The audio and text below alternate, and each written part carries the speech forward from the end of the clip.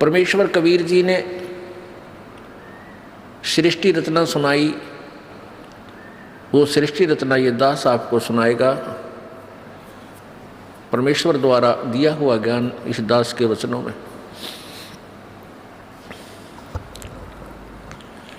सर्वप्रथम केवल एक ही लोक था जिसको अकय लोक बोलते हैं, अनामी लोक कहते हैं। उसमें परमेश्वर कबीर जी अकेले थे। उसके बाद उस परमेश्वर ने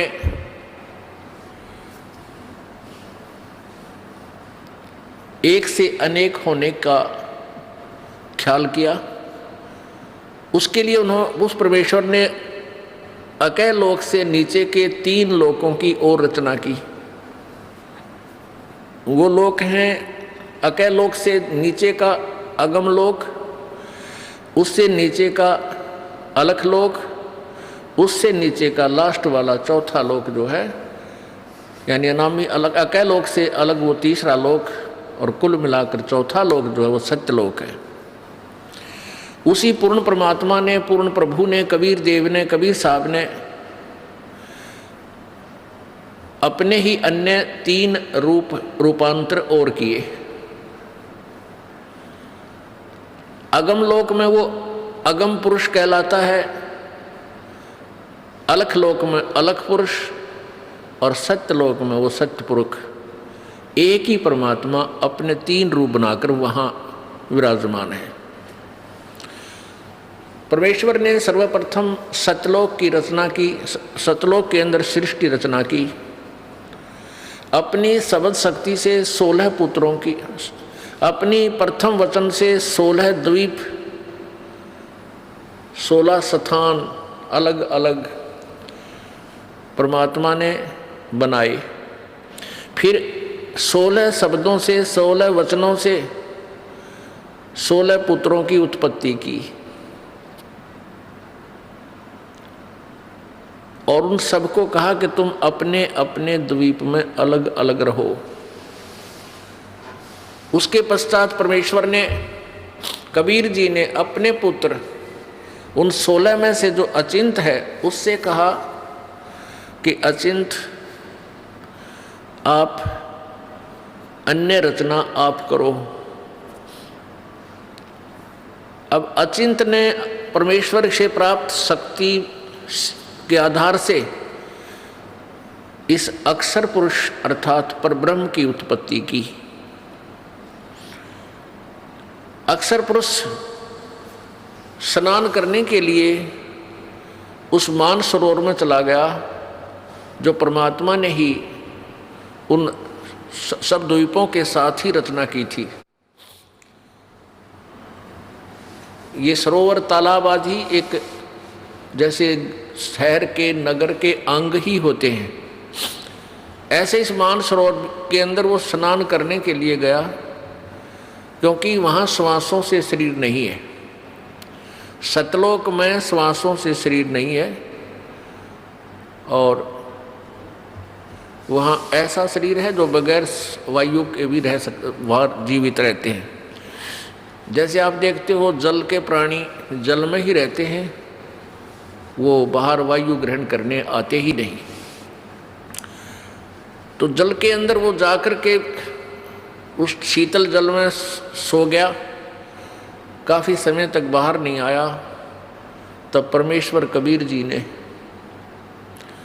उस पूर्ण ब्रह्म ने, सत्य पुरुष ने, सतलोक के मालिक ने उस सरोवर से जल लिया, उसको अपनी सबद शक्ति से एक अंडा बना दिया, और एक वचन से उसके अंदर एक आत्मा, अपने ही अंदर से एक आत्मा प्रवेश की। उस अंडे को जल में छोड़ दिया। वो अंडा गड़गड़ गड़गड़ करता हुआ जब जल के नीचे जाने लगा, उसकी आवाज़ से उस अक्षर पुरुष अर्थात परब्रह्म की निंद्रा भंग हो गई। जो ही उसने उठकर देखा, जिसकी अधूरी नींद कोई जाग जाता है तो उसको थोड़ा सा क्रोध होता है, और किसी आवाज़ से उठ जाता है तो उसकी तरफ उसको उसका आकर्षण होता है और उसके प्रति उसको कुछ अक्षुब्ध होता है, दुख होता है। तो उस क्रोध के दृष्टि से, उस क्रोध दृष्टि से देखा, उसके क्रोध के तेज से वो अंडा दो भाग हो गया और उसमें से वो ज्योत स्वरूपी निरंजन, ये ब्रह्म, जिसका वास्तविक नाम कैल है, कैल, काल, ये आगे चल के प्रसिद्ध हुआ। तो वो ज्योति निरंजन ब्रह्म निकला। आकाशवाणी की परमेश्वर ने कि तुम अक्सर पुरुष, तुम निंद्रा में थे, तुझे जगाने के लिए सब ये क्रिया करनी पड़ी, तुम दोनों बाहर आओ। दोनों बाहर आए, प्रणाम किया। परमेश्वर ने कहा कि जाओ तुम दोनों अचिंत के द्वीप में रहो। आदेश पाकर के दोनों वहां चले गए अचिंत के द्वीप में। उसके बाद परमात्मा ने कहा कि अचिंत, तेरे बस का नहीं है सृष्टि रचना करना, आगे से सब रचनाएं मैं स्वयं करूंगा। परमात्मा ने ये लीला इसलिए की थी कि ये बालक कहीं बाद में अपना जीवन कर्म ना बिगाड़ लें,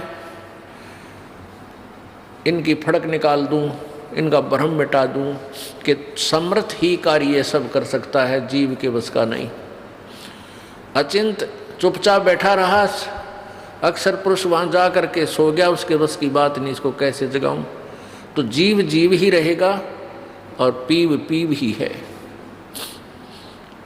परमात्मा परमात्मा ही होता है। इसलिए परमेश्वर ने कहा कि अब तुम बीच में टांग मत अड़ाना, तुम्हारे बस का नहीं है कुछ भी, मैं स्वयं ही सब करूँगा। इससे परमात्मा ने उसके बाद हम सभी आत्माओं को, असंख्य आत्माओं को अपनी वचन शक्ति से वहाँ सतलोक में भर दिया। हम सभी वहाँ आनंद से रहने लगे। वहाँ कोई दुख नहीं था, कोई कष्ट नहीं था, किसी चीज़ का अभाव नहीं था। सब भंडारे भरे रहते हैं, काजू किस्मत सेब संतरे वहाँ के जो फल हैं, मेवा है, वो सदाबहार बाग हैं। अमृत आहार है, अमृत ही वहाँ का जल है। और कोई काम नहीं, ये नाड़ी वाला शरीर नहीं, शुक्रम अकायम असनाविरम। वहाँ हमारा जो शरीर है वो बगैर स्नायु का है और ये माता पिता के योग से बने हुई शुक्र से बना हुआ हमारा शरीर नहीं है।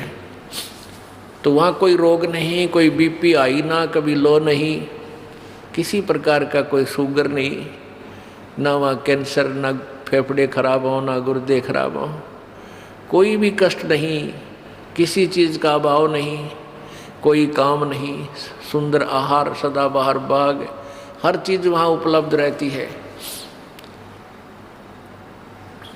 चार मुक्ति जहाँ चंपी करती माया होरी दासी, दास गरीब अभय पद पर से वहाँ मिले राम अविनाशी।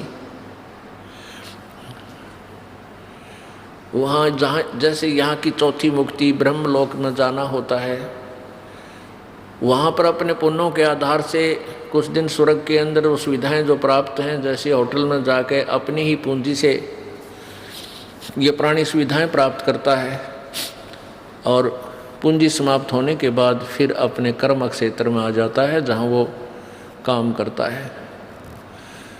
इसी प्रकार स्वर्ग, महास्वर्ग, चौथी मुक्ति जो प्राप्त करते हैं यहाँ की साधना से, वो ऐसा समझो जैसा शिमला के अंदर कोई सेठ साहूकार व्यक्ति, धनी व्यक्ति गर्मियों के दिनों में 2 महीना विश्राम करावे, अपने 20-30 हज़ार रुपये ले जावे और सब अपनी जेब से खाओ पियो मस्ती मारे, बर्बाद करके वापस अपनी फिर दुकान पा बैठे, फिर कर्म करे, फिर पैसे बचावे, अगली गर्मियों में फिर 2 महीने घूमे आवे। ऐसा यहाँ की स्वर्ग, महास्वर्ग अर्थात ब्रह्मलोक तक की उपलब्धि है, प्राप्ति है, का फल है। तो परमात्मा कहते हैं सतलोक के अंदर वहाँ पर ये चारों मुक्ति सदा पड़ी रहे, कभी समाप्त नहीं हो। जो सुख यहाँ कि चौथी मुक्ति प्राप्त प्राणी को है, वहाँ आपका कभी समाप्त नहीं होगा। वो आपके चरणों में इतना सुख सदा रहेगा और सदा था।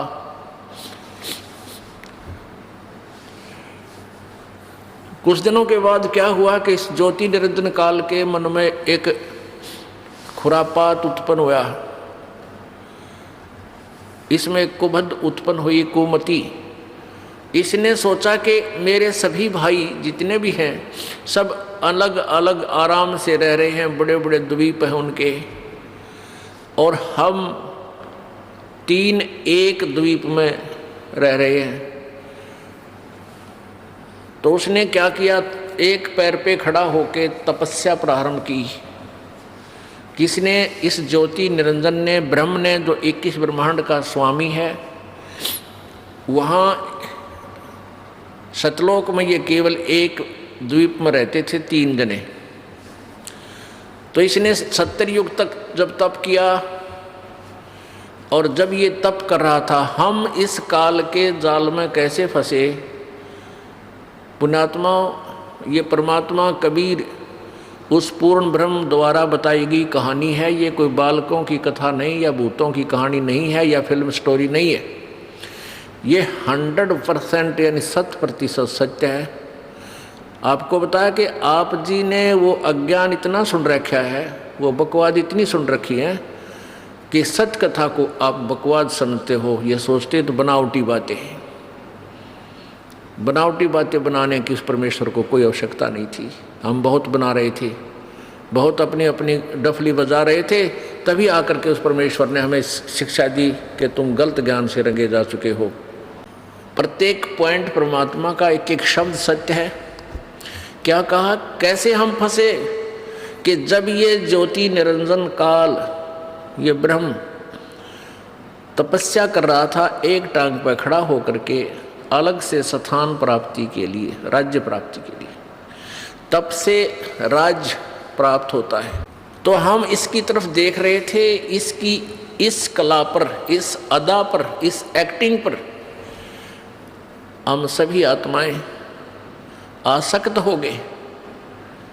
हम इसको हृदय से पसंद कर बैठे। परमात्मा पूर्ण ब्रह्म कबीर जी ने, यानी सत्य पुरुष ने आवाज लगाई, आकाशवाणी की कि बच्चों तुम मस्त रहो, इसकी क्रिया पर ध्यान मत दो। अब परमपिता की आकाशवाणी आवाज़ सुनकर हम ऊपर से तो सावधान हो गए, परंतु अंदर से उसकी चाह मिटी नहीं। जब इसने 70 वर्ष तक, 70 युग तक तप कर लिया, तब परमेश्वर ने पूछा कि क्या चाहता है ज्योति निरंजन, तो किस लिए ये हठ कर रहा है। इस ब्रह्म ने, ज्योति निरंजन ने कहा कि पिताजी मेरे लिए स्थान कम है, मुझे अलग से स्थान देने की कृपा करें।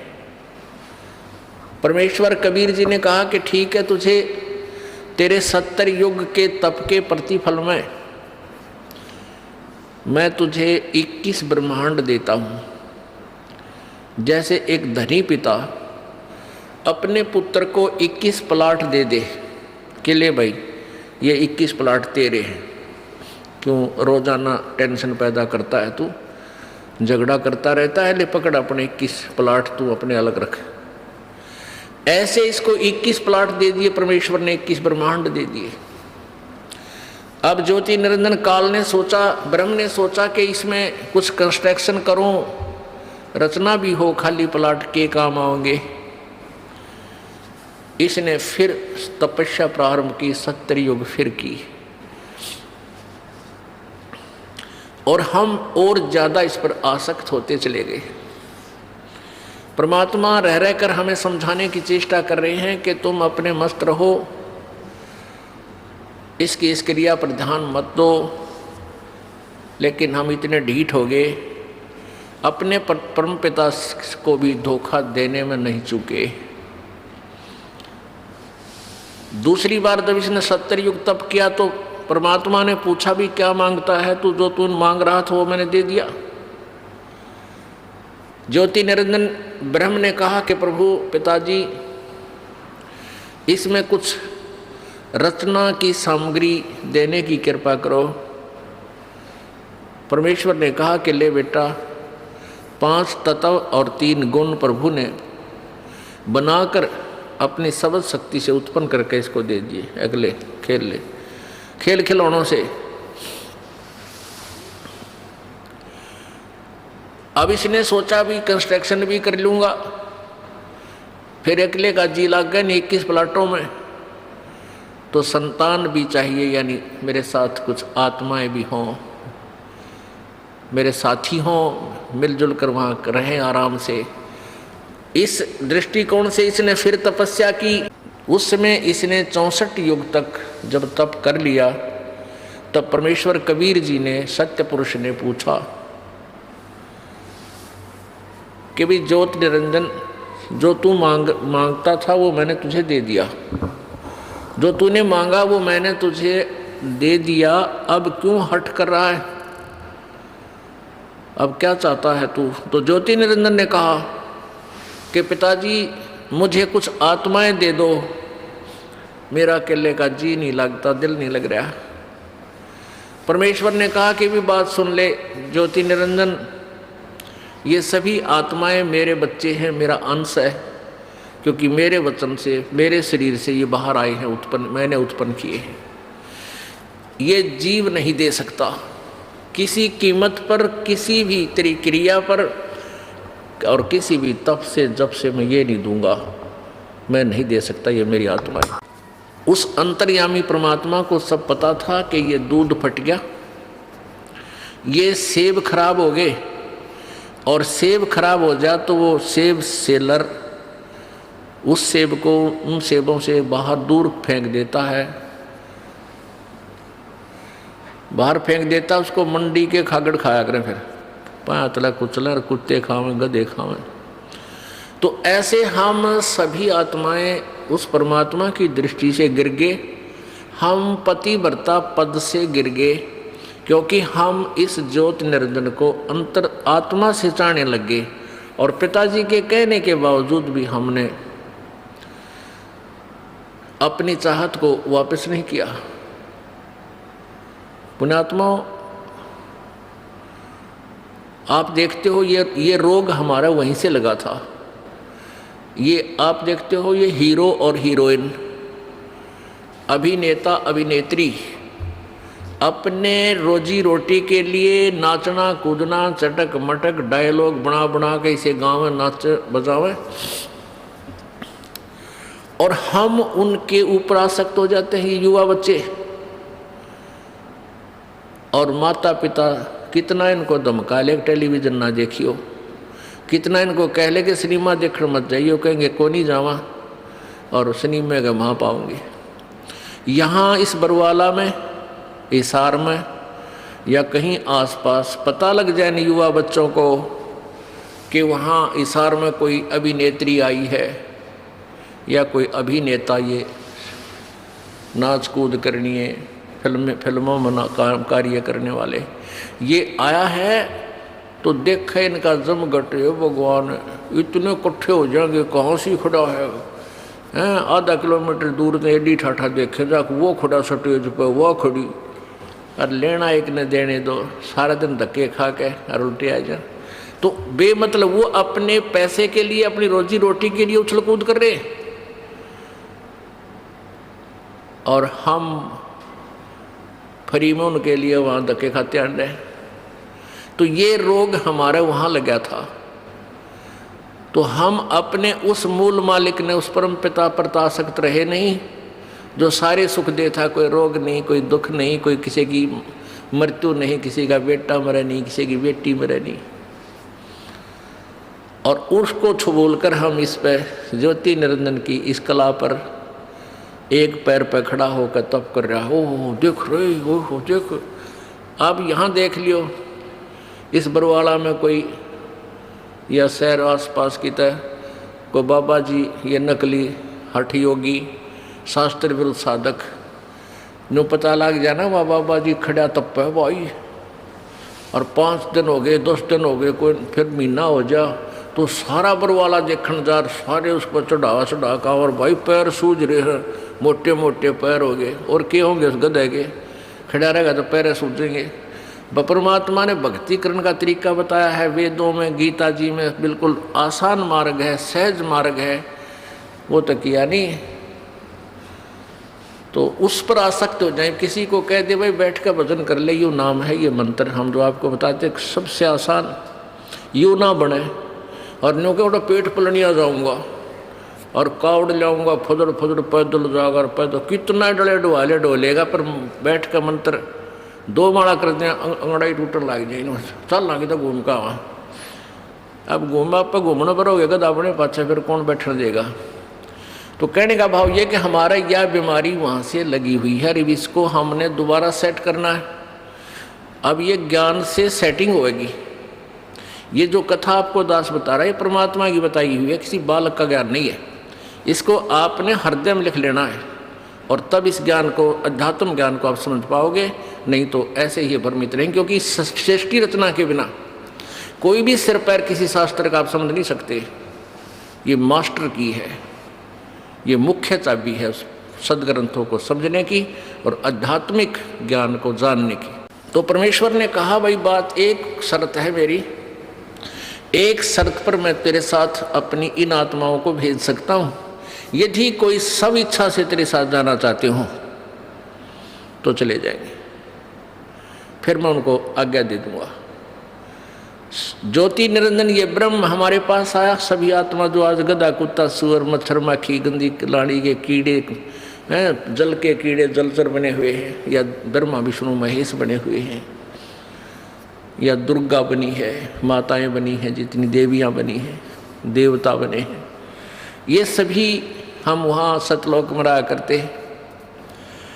ये ज्योति निरंजन हमारे पास आया, ओए होए, हम तो पहले चाह रहे थे इसको जैसे यहाँ कोई आ जाए हीरो, और फिर देखे बालक पता लगते तो उनसे पता लगा, रोटी छोड़ के भाग लेंगे, हीरो आ गया, हीरो आ रहा, हीरो आ रहा है, वहाँ जा खड़े होंगे। तो ऐसे हम सभी उसके चारों तरफ घूम गए, झूम गए। उसने कहा कि भाई ऐसा है, मैंने पिताजी से 21 ब्रह्मांड लिए हैं और उसमें सृष्टि रचना करने की सामग्री भी ली है, आप मेरे साथ चलोगे? वहाँ से बनाऊंगा, स्वर्ग बनाऊंगा, महास्वर्ग बनावाएंगे, हैं, वहाँ से ऐसे लगाएंगे, मेवा लगाएंगे, ऐसे करेंगे। तो हमने कहा कि हम तैयार हैं, यदि पिताजी आज्ञा दे दें तो हम आपके साथ चल पड़ेंगे। ज्योति निरंजन ने परमपिता से जाकर कहा कि पिताजी, कुछ आत्माएं सब इच्छा से मेरे साथ जाने के लिए एग्री हैं, सहमत हैं। परमेश्वर ने कहा कि मेरे सामने उनसे स्वीकृति दिला तब मैं मानूं। परमेश्वर कबीर देव, सतपुरुष कबीर देव, कबीर साहब वहाँ आए और हम सबसे कहा कि भी जो आत्मा इस ज्योति निरंजन के साथ जाना चाहता है वो हाथ खड़ा करके स्वीकृति दे। अब पिताजी के सामने जो रोज ये कहा करता कि इसकी तरफ मत देखो, हम सभी शर्मिंदा हो गए और नीची गर्दन कर ली, कोई नहीं बोला, सन्नाटा छा गया। परमेश्वर ने फिर कहा कि भाई बोलते क्यों नहीं तुम? ये ज्योति निरंजन तो कह रहा था कि कुछ आत्माएं मेरे साथ चलने को तैयार हैं, बताओ कौन है? परमेश्वर ने कहा भी ज्योति निरंजन तो झूठ बोल रहा था, कोई भी तेरे साथ जाने को तैयार नहीं है। तो ऐसा सुनकर एक कर्महीन आत्मा ने सबसे पहले स्वीकृति दी कि मैं जाना चाहता हूँ, मैं जाना चाहता हूँ। अब फिर हमने सोचा कि सारी लूट ये अकेला लूट जा, वो आत्मा अकेली ही लूट जा, तो फिर हमने भी सारा, जैसे बच्चे क्लास में नहीं होते, अध्यापक पूछता है भाई जिसका प्रश्न याद है वो हाथ खड़ा करे, पहले डरता डरता एक आधा कराया करे, फिर उसको देखते सारे कर दे हमारे पिटाई हो जा। तो सभी के हाथ लहरा रहे हैं। परमात्मा बोले भाई ठीक है, ज्योति निरंजन तू जा अपने ये 21 ब्रह्मांड जो प्लाट थे ये ऊपर ही थे सतलोक के अंदर एक कोने में बहुत दूर। परमेश्वर ने कहा कि तू जा अपने उन प्लाटों में, इन सभी आत्माओं ने जो तेरे साथ जाने की स्वीकृति दी है ये मेरे कंप्यूटर में आ गई, इनकी सब के नंबर, इनको मैं अपने हिसाब से भेजूंगा और तेरे पास ये आ जाएंगे। ज्योति निरंजन चला गया। उस समय परमेश्वर कबीर जी ने उस आत्मा का जिसने सबसे पहले हिम्मत की थी अपने परम पिता से विमुख होने की, उसका एक लड़की रूप बना दिया, एक लड़की का रूप बना दिया, लेकिन उसको स्त्री इंद्री नहीं लगाई परमात्मा ने, बाकी स्वरूप लड़की का बनाया। इसमें भी कोई राज था दाता का। ये देखना चाहते थे कि ये नीच आत्मा ये निरंजन कितना और गिरावट में आता है, और हम सभी आत्माओं को सूक्ष्म रूप बनाया, बीज रूप, और दुर्गा के शरीर में अपने वचन शक्ति से प्रवेश कर दिया। जैसे आप देखते हो कि डॉक्टर बताते हैं कि 1 मिलीग्राम ब्लड में अरबों खरबों जीवाणु होते, और उस ब्लड को निकाल कर वो दूसरे में डाल देते हैं। अरबों खरबों जीवाणु एक से दूसरे में चले जाते हैं। ऐसे परमेश्वर ने अपने वचन शक्ति से, यानी उस सिरंज से, इंजेक्शन से, वचन इंजेक्शन से सभी को सूक्ष्म रूप दे करके और उस दुर्गा के शरीर में प्रवेश कर दिया। उस लड़की का नाम प्रकृति देवी रखा। प्रकृति आगे चल के यही दुर्गा, अष्टांगी आदि नामों से प्रसिद्ध हुई। त्रिदेव जननी यही प्रसिद्ध हुई। सभी आत्माओं को उसमें प्रवेश कर दिया।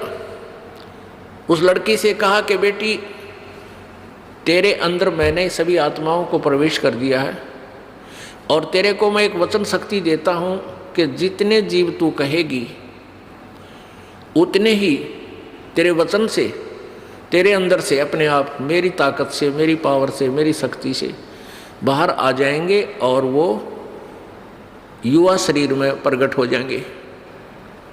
नर और मादा जितने भी तू चाहेगी बना देगी। और अपने पुत्र सहजदास से कहा कि जा सहजदास अपनी बहन को, वो सहजदास कौन है? जो सबसे पहले 16 पुत्र उत्पन्न किए थे, उनमें से एक है सहजदास। कि जा इस लड़की को, अपनी बहन को ज्योति निरंजन के पास छोड़िया।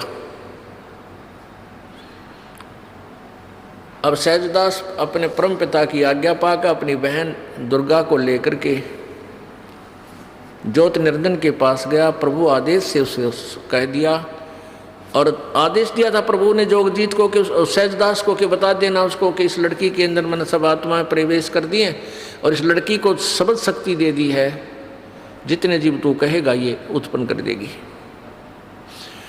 सहजदास ने जाकर के ज्योति निरंजन से कहा कि परमेश्वर ने, पिताजी ने सभी जीवात्मा जो तेरे साथ आना चाहती थी सबको सूक्ष्म रूप दे करके बीज रूप में और इस लड़की में प्रवेश कर दिया है, और इसको शब्द शक्ति दे दी है कि जितने जीव ये तू चाहेगा ये उसी से मैं उत्पन्न कर देगी, नर और मादा।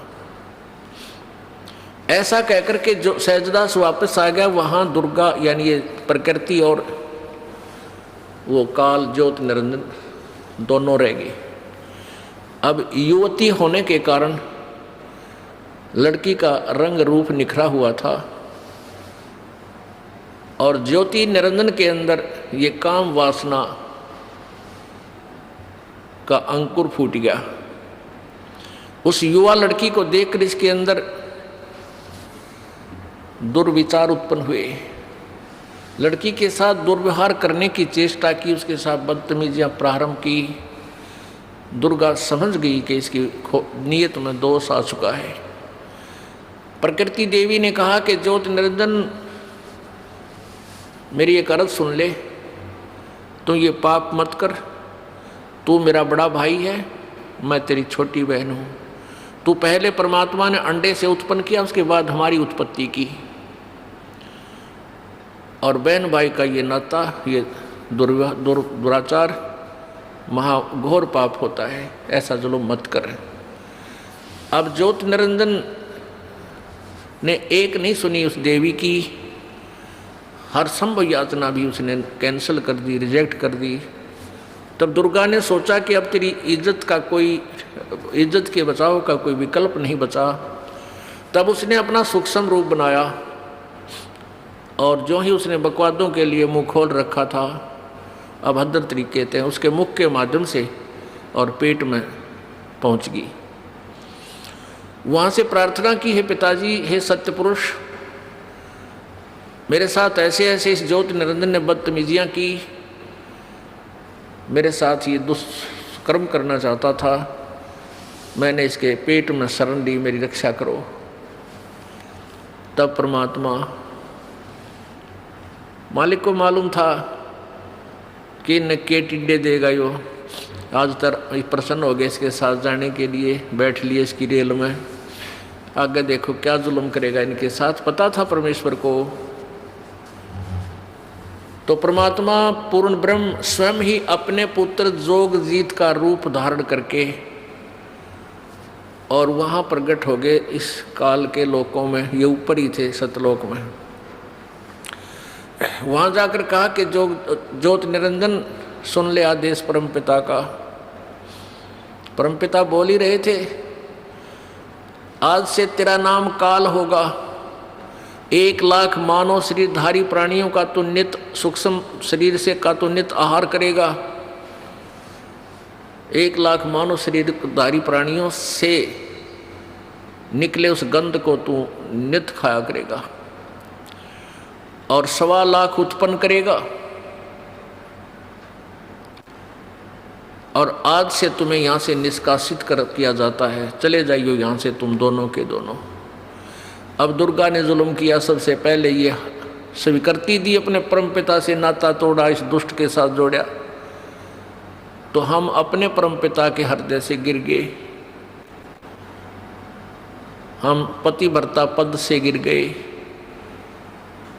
हम व्यभिचारी बन गए। तो परमात्मा ने 21 ब्रह्मांड समेत 21 ब्रह्मांड सहित दुर्गा और काल सहित उन सबको वहाँ से निष्कासित कर दिया। इसका वहाँ से विमान चला, 21 ब्रह्मांड ऐसे चल पड़े जैसे विमान चलता है मालिक का आदेश पाते ही। और सतलोक से 16 शंख कोश की दूरी पर, 16 शंख कोश की दूरी पर आकर के ये ब्रह्मांड यहाँ से फिर इन्होंने परिक्रमा शुरू करती। अब यहाँ चक्कर काट रहे हैं 16 शंख कोश की दूरी पर, नील पद्म शंख। अब गणित की रीति से इसको ऐसे जान सकते हैं जैसे 1000, 10,000, लाख, 10 लाख, करोड़, 10 करोड़, अरब, 10 अरब, खरब, 10 खरब, फिर नील, 10 नील, पद्म, 10 पद्म, फिर शंख, यानी 16 शंख कोश की दूरी पर। एक कोश में लगभग 3 किलोमीटर होते हैं। 48 शंख किलोमीटर दूर आ गए। पुण्यात्माओं, अब इस काल ने सोचा कि मुझे जो सजा मिलनी थी वह मिल गई, अब मैं मनमानी करूंगा। अब उसने दुर्गा के साथ फिर वही लड़की को उसके पेट से निकाल दिया परमात्मा ने, वहीं दुर्गा को इस ज्योति निरंजन के पेट से अपनी शक्ति से निकाल दिया। इसका पेट चीर का ऑपरेशन करके, वचन से ऑपरेशन हो जाता है परमात्मा का, वचन से ही सारे ब्रह्मांड बन जाते हैं। अब इस काल ने फिर ज्योति निरंजन ने फिर दुर्गा के साथ बदतमीजी की।